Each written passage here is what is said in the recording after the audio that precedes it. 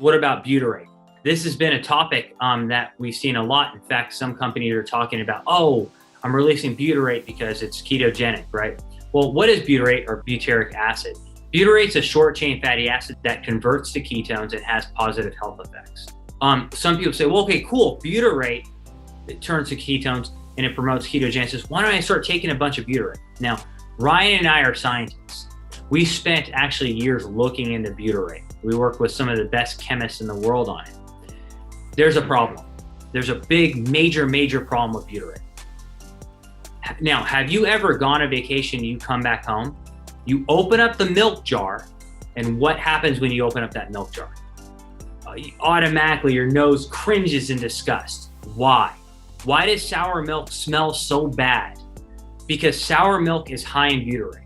Now, you're gonna start chugging that butyrate, right? Because you think it promotes ketogenesis? No, because it's putrid and it's rancid, right? You're not gonna drink sour milk because it's high in butyrate. Butyrate has a rancid, putrid smell, taste.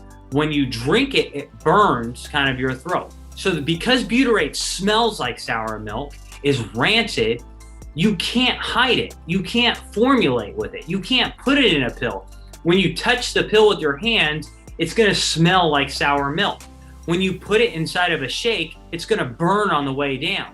When you open up the bottle, it's gonna smell like sour milk. So you can't formulate with butyrate. The problem is there's a scam out there where basically companies will say, oh, look, I have butyrate, it's ketogenic. Okay, we're promoting ketogenesis. I'm gonna tell you that that's not the case, because any company that shows butyrate on their formula, they're only putting small amount, like 500 milligrams. And 500 milligrams of butyrate is not gonna do anything. Butyrate is made in the intestines. When we throw up, we're throwing up butyrate. And it's made in your gut by bacteria. And when you produce it from bacteria, it has all sorts of positive benefits. So instead of taking it, what we want to do is promote endogenous production of it. And how do you do that? You need to feed bacteria, the good bacteria. How we do that? Higher fiber diets, okay? So when you're on a ketogenic diet, you're eating spinach, broccoli, lettuce. That's feeding the bacteria, and the bacteria is gonna actually produce butyrate, and that's where we get it from.